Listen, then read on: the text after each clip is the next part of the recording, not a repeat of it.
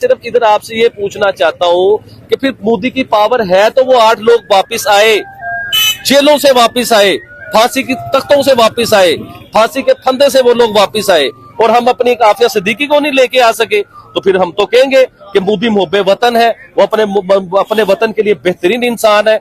देखिए ना कि आज वो अपने इंडिया में तो मंदिर बन नहीं रहे हैं मैडम, लेकिन वो अपने मंदिर इंडिया से बाहर भी बना रहे हैं। ये सिर्फ आपको यूएई के मंदिर के बारे में सुनने को मिला है।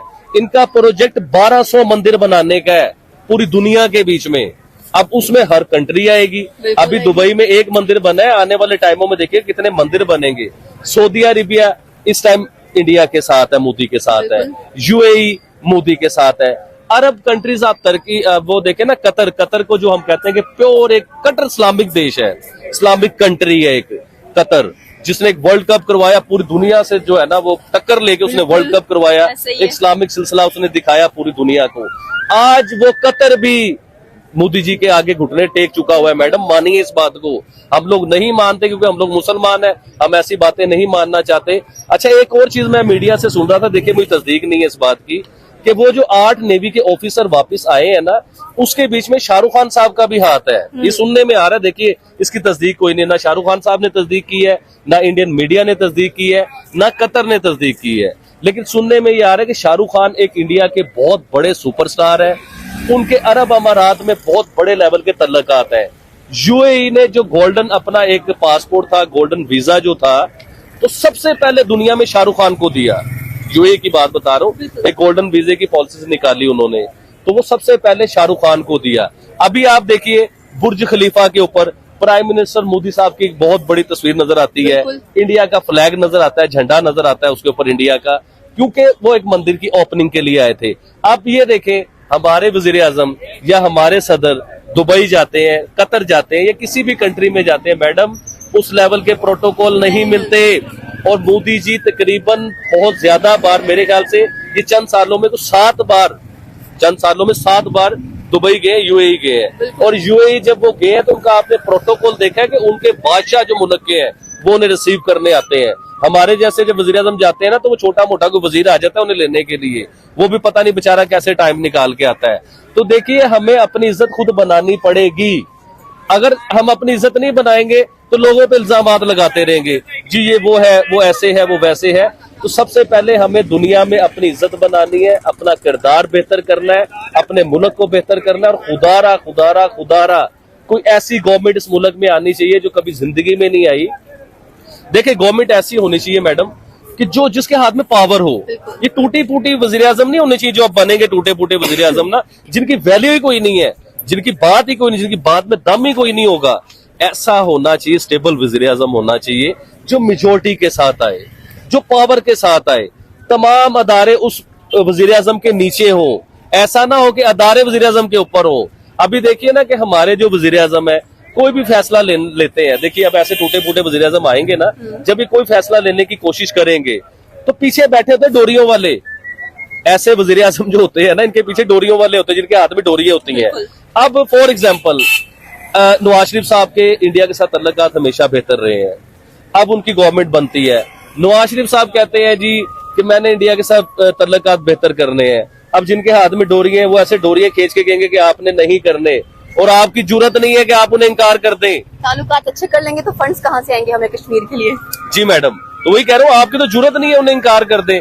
तो हमें ऐसा वजीर आजम चाहिए जो अपने फैसले खुद ले सके, जिस तरह प्राइम मिनिस्टर नरेंद्र मोदी साहब है, वो अपने फैसले खुद लेते हैं, और जो फैसला ले किसी इदारे की जरूरत नहीं है कि उनके अंगेज जाके दिखा दे, उनके अंगेज कोई फैसला करके दिखा दे। और मोदी इंडिया के लिए, यकीन कीजिए, प्राइम मिनिस्टर मोदी इंडिया के लिए ना, मुझे वर्ड नहीं आते हैं बोलने ऐसे, लेकिन मुझे लगता है कि इंडिया के लिए, उनके लिए भगवान है। किस किस्म के भगवान है? देखिए, एक इंडिया में राम मंदिर बनाया उन्होंने, और वो राम मंदिर ऐसा बनाया कि जिसकी हिस्ट्री बहुत बड़े लेवल की हिस्ट्री है, जिसके ऊपर हम लोगों ने एक वीडियो भी की थी। तो वो मंदिर बनाया, हिंदुओं के दिल उन्होंने जीत लिए। 1 अरब की आबादी जो, 1 अरब 40 करोड़ की आबादी जो है, उन सब के दिल जीत लिए उन्होंने। इधर आके भी वो नहीं ना रुके, तो लोग कहते हैं मोदी जी कितनी बार दिल जीतेंगे, हमारा तो एक ही दिल है।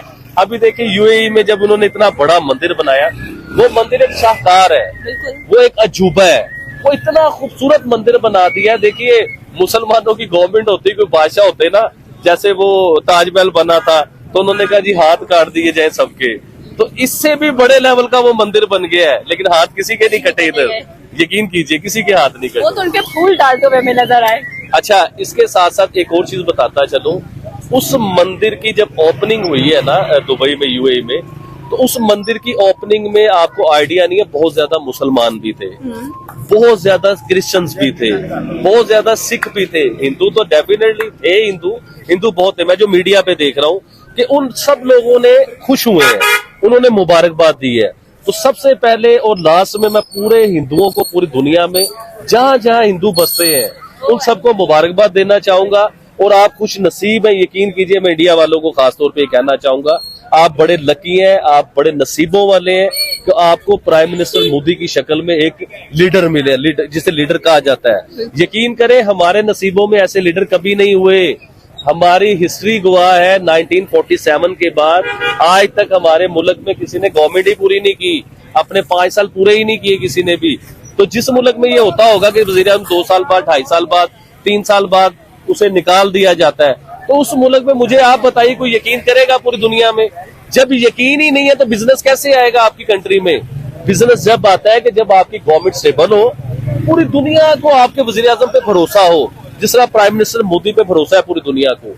जब भरोसा होता है तो फिर कारोबार आता है, फिर डॉलर्स आते हैं, फिर इंडस्ट्रियां लगती हैं, फिर कारों की कंपनियां आती हैं। अब इंडिया आईफोन बनाता है, इंडिया मर्सिडीज बनाता है, इंडिया पता नहीं क्या क्या कुछ बनाता है। जो कंपनीज चाइना में थी, चाइना जिस वजह से पूरी दुनिया में ग्रो कर रहा था, पूरी दुनिया में नंबर 1 इकोनॉमी बना हुआ था चाइना, वो सारी कंपनीज इंडिया मूव कर रही है। मैंने एक इंटरव्यू उसके ऊपर पूरा किया हुआ है शुएब चौधरी के साथ।